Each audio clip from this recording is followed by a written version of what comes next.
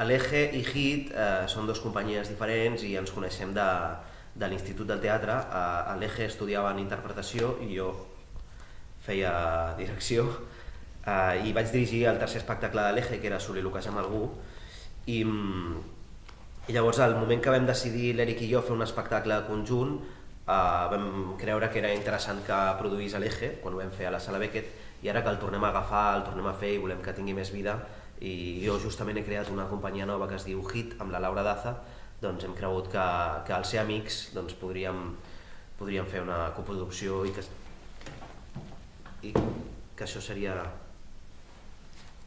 interessant per crear vincles creatius i vincles doncs, que el teatre d'alguna manera sigui més fructífer i aportar alguna cosa nova al teatre català. Tots dos vam preparar un viatge superllarg. Volien construir-se un món